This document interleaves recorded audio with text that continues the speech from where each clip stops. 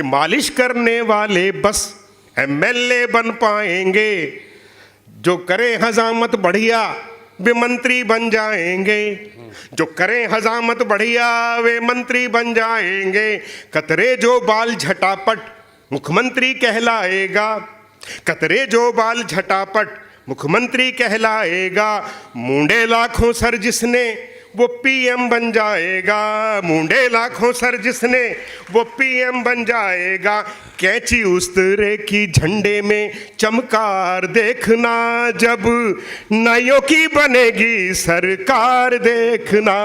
पिछले दिनों चुनाव हुए तो एक आदमी को 3 वोट मिले, 3 वोट मिले। वो घर गया, पत्नी लठ लेकर खड़ी हुई थी, बोली 1 वोट तो तेरा, 1 वोट मेरा, बताया तीसरा किस कलमुही ने दिया है।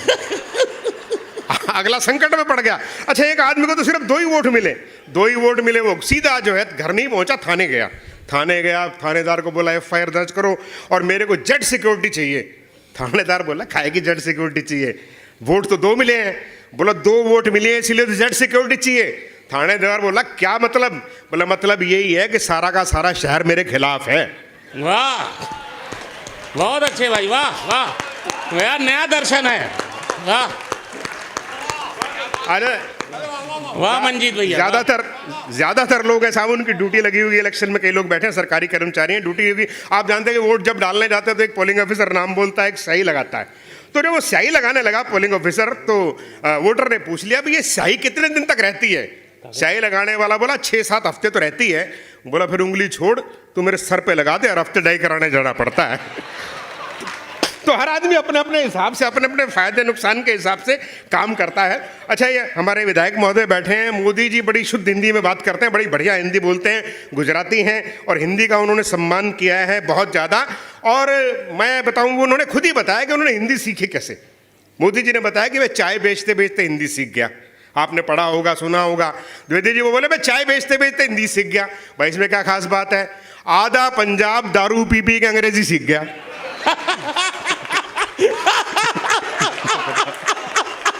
बहुत अच्छे, क्या जिंदाबाद मंजीत भाई, वाह भाई।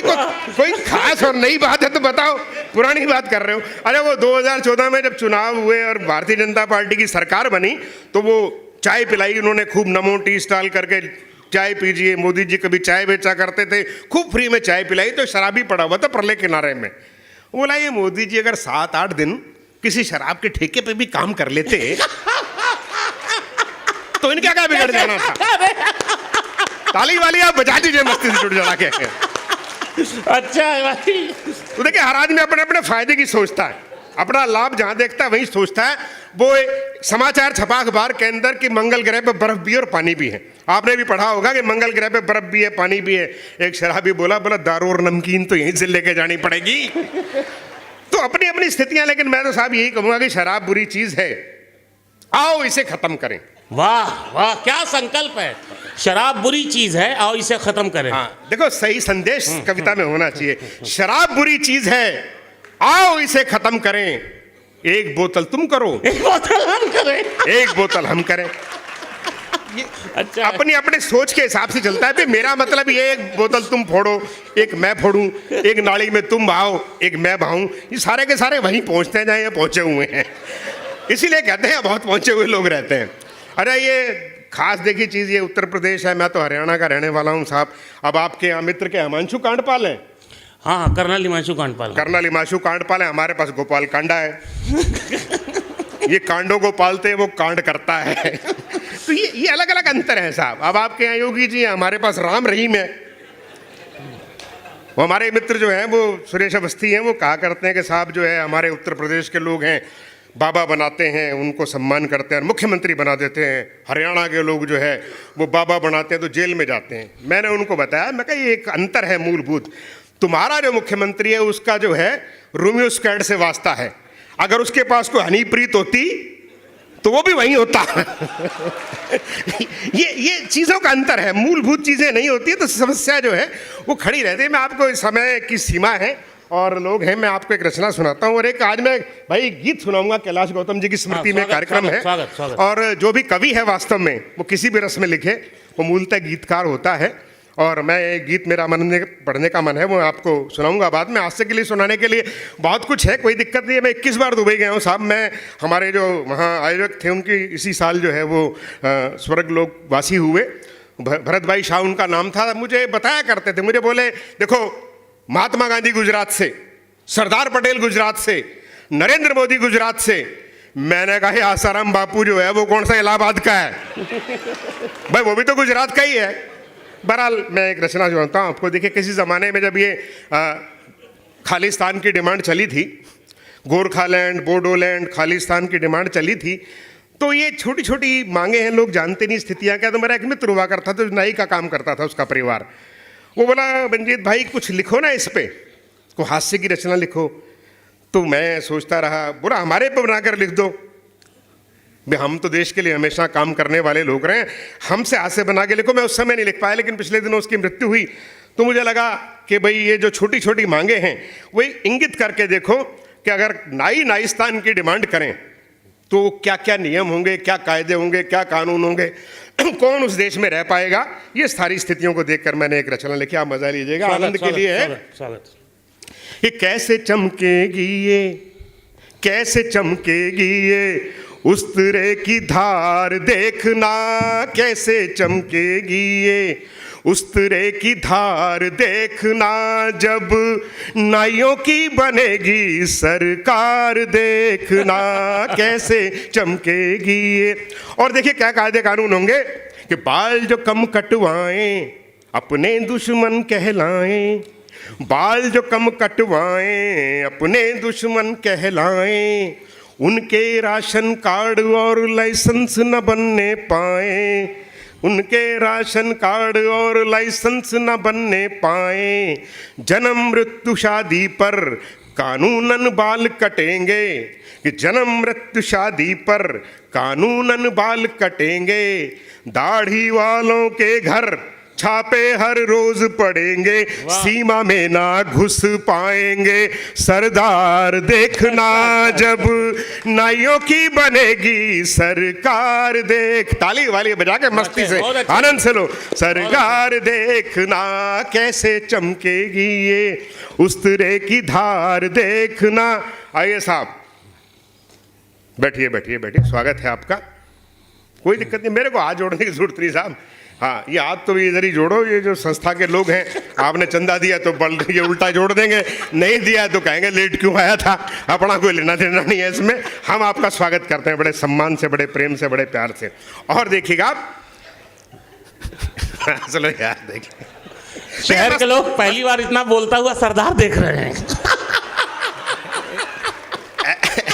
ऐसा है 10 साल की चुप्पी के बाद भाई, ऐसा है अगर वहां भी कोई महिला बैठी होती तो सरदार भी चुप ही हो जाता।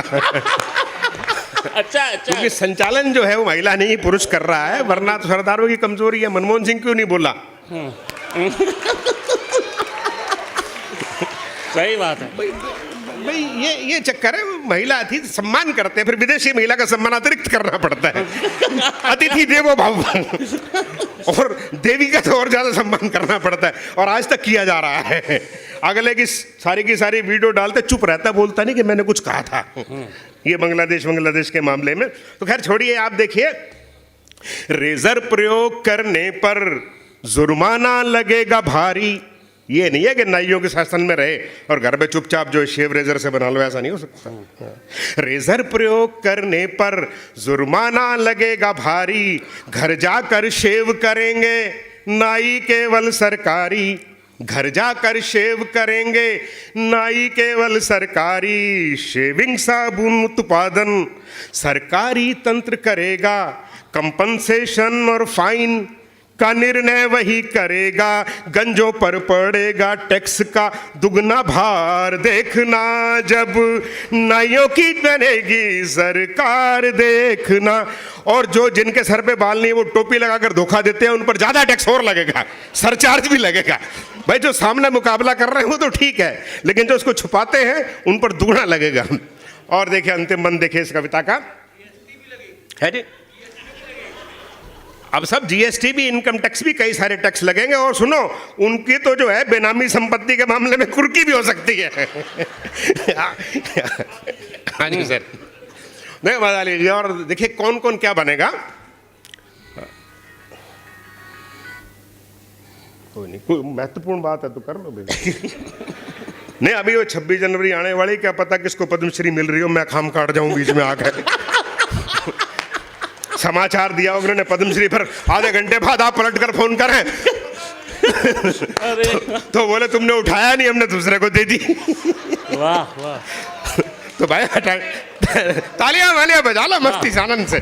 एक और विशेष बात, आज यहाँ देश भर के लोक कलाकार भी भारतीय लोक कला महासंघ से आए हैं, जिसके अध्यक्ष राष्ट्रीय अध्यक्ष भाई तुल्य यदुवंशी जी हैं। मैं उन लोक कलाकारों के लिए भी एक तालियां आमंत्रित कर रहा हूँ।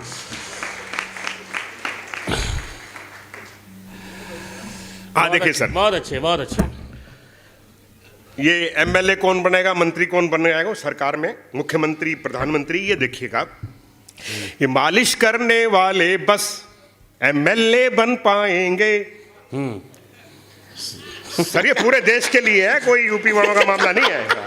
हाँ, माँ कभी मेरे से नाराज हो जाओ, श्लेष गौतम को सरदार जी को बुलवा लिया था तुमने।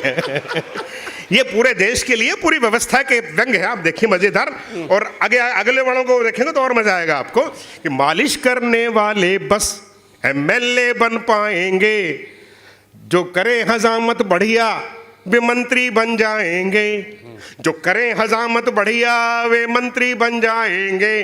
कतरे जो बाल झटापट मुख्यमंत्री कहलाएगा, कतरे जो बाल झटापट मुख्यमंत्री कहलाएगा।